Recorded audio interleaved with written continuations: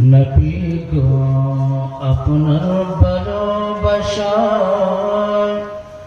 আল্লাহর দিদার পাওয়া যায়।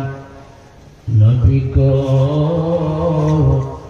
আপনার ভালোবাসায় আল্লাহর ওলি হওয়া যায়। আল্লাহুম্মা সাল্লি আলা সাইয়্যিদিনা মাওলানা মুহাম্মদ ওয়া আলা আলি সাইয়্যিদিনা মাওলানা মুহাম্মদ। এই জন্য বয় হলো দুই প্রকার, তাফসীরে মারিফুল কোরআনের মাঝে পাওয়া যায়। আমার আল্লাহ তাআলা ফরমায় মানুষ মানুষের ডরায়, আর গুরু মানুষ হলো আমি আল্লাহর ডরাই। যারা আমি আল্লাহর ডরাই, আমি আল্লাহ তাআলা তার জন্য আমি আল্লাহ তাআলা এমন একটা জান্নাত রাখছি। যে ব্যক্তি আমি আল্লাহর ভয় করিয়া গুনাহের কাজ ছেড়ে দিল, অন্যায় কাজ ছেড়ে দিল, সমস্ত বেপক্ষা কাজ ছেড়ে দিল, আমি আল্লাহ তাআলা পুরস্কার দান করব। ওয়া আম্মা মান খাফা মাকাম রাব্বিহি জান্নাতান। আমি আল্লাহ তাআলা সমস্ত গুনাহগুলি মাফ করে দিয়া পরিষ্কার করিয়া আমি আল্লাহ তাআলা জান্নাতের মেহমান বানাই দিব। সুবহানাল্লাহ।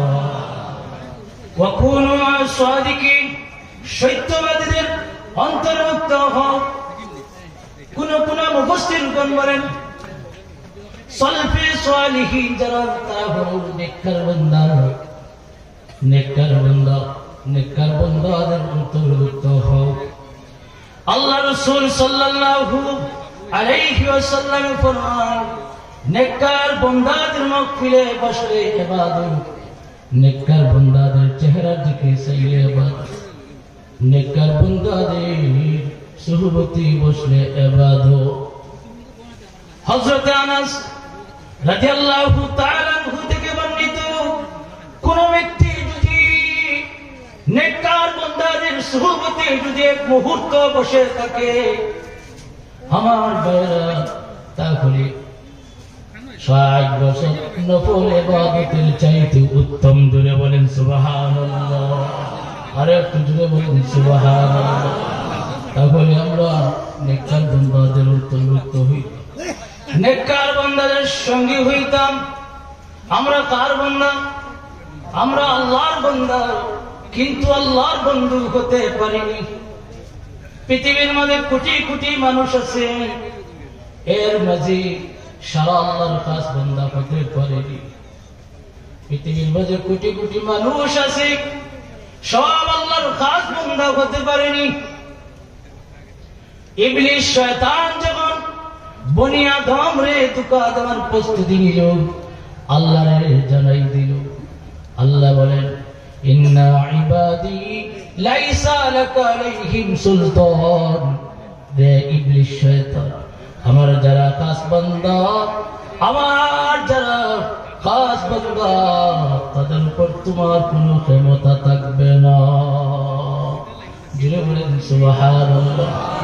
তাহলে আমরা আল্লাহর খাস বান্দা যারা, আল্লাহর ওলি যারা, তাদের সঙ্গে হইতাম। আমার ভাইরা গভীর মনোযোগ, আল্লাহ রাসূল সাল্লাল্লাহু আলাইহি ওয়াসাল্লাম ফরমান যারা আল্লাহর খুশি করে নিল, যারা আল্লাহর রাজি করে নিল, আমার আল্লাহ তাআলা তারে আরশের ছায়ার তলে আশ্রয় দান করে। শুধু তা নয়, আল্লাহ তাআলা বলেন আমার যারা খুশি করলো, রাজি করলো, যারা আমার খাস বান্দা, তাদেরকে আমি আল্লাহ তাআলা নূরের মিম্বরে আমি আল্লাহ তাআলা তাদেরকে জায়গা দিব। যদি বলেন সুবহানাল্লাহ। সমস্ত নবীগণ সিদ্দিকগণ ফয়রাজ করতে থাকবে আল্লাহ কঠিন মুসিবতের সময়। একদিকে সমস্ত মানুষ মুসিবতের সময়, বিপদের সময়, আর একদিকে দেখা যায় গুরু আরশের ছায়ার তলে আশ্রয় পাইল, আর গুরু দেখা যায় নূরের মিম্বরের উপরে তারা আমার ভাইরা, আমার আল্লাহ তাআলা নূরের ফেরেশতারা জবাব দিতে থাকে। তারা হলো মুহাম্মদুর রাসূলুল্লাহ সাল্লাল্লাহু আলাইহি ওয়াসাল্লামের উম্মত। তারা আল্লাহর আউলিয়া হিসাবে পরিচিত। যদি বলেন সুবহানাল্লাহ, আর যদি বলেন সুবহানাল্লাহ। আমার মায়েরা, যদি আল্লাহ ওয়ালাদের সঙ্গে হয়ে আপনি আমি মারা যাই, তাহলে ওই আল্লাহ ওয়ালা আপনার আমার রেখে আল্লাহর জান্নাতে প্রবেশ করবে না। আমার আল্লাহ তাআলা ওই মায়ার বান্দাদেরকে, আল্লাহর ওলিদেরকে বলবে তোমরা জান্নাতে ঢুকো। তারা জান্নাতে ঢুকবে না, বলবে আল্লাহ দুনিয়ার জমিনের মাঝে তারা এক গুরু মানুষ আমার সঙ্গী ছিল, দুনিয়ার জমিনের মাঝে তারা আমার সাথে ছিল, তাদেরকে রেখে আমি আল্লাহ তোমার জান্নাতে প্রবেশ করব না। আল্লাহ অনুমতি দিবেন, আল্লাহর ওলিরা সুপারিশ করে আল্লাহর জান্নাতে পৌঁছাই দিবি। আমার ভাইরা, আল্লাহর ওলিরা অনুমতি পাইয়া দুজকের মাঝে ঢুকবে। দুজকের মাঝে ঢুকিয়া তার দিলের মাঝে এই পরিমাণ ঈমান আছে আমার ভাইরা, তার দুজক থেকে বাহির করিয়া আল্লাহর জান্নাতে পৌঁছাই দিবি। আল্লাহ রাসূল সাল্লাল্লাহু আলাইহি ওয়াসাল্লাম ফরমায় লা তামাসসুন নারু মুসলিমান রাআনি আও রাআ মান রাআনি। যে ব্যক্তি আমি মুহাম্মদুর রাসূলুল্লাহ সাল্লাল্লাহু আলাইহি ওয়াসাল্লামকে এক নজর দেখলো, তার শরীরের মাঝে দুজকের আগুন স্পর্শ করবে না। আল্লাহর ওলিদের কোনো ভয় নাই, কোনো চিন্তা নাই। তারা দুজকে ঢুকবে, কিন্তু দুজকের আগুন স্পর্শ করতে পারবে না। আমার ভাইরা, তারা যখন সুপারিশ করে আল্লাহর জান্নাতে পৌঁছাই দিবে, আমার ভাইরা তারা যখন ফুলসিরাতের ফুল পার হবে, তখন দুজক চিৎকার মারবে, চিৎকার মারে বলবে তুমি তাড়াতাড়ি জলদি করে পার হয়ে যাও। তখন ওই আল্লাহর ওলিরা দুজককে প্রশ্ন করবে তুমি কেন চিৎকার দাও? ওই দুজক জবাব দিতে থাকবে, হে আল্লাহর ওলি, তোমার দিলের মাঝে নূরে মুহাম্মদী থাকার কারণে ওই আলো, নূরে মুহাম্মদীর আলো আমি দুজক সহ্য করতে পারি না।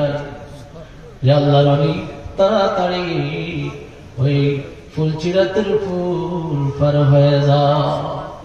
আন্দাজ করছো দুজক নূরে মুহাম্মদীর আলো দুজক সহ্য করতে পারে না।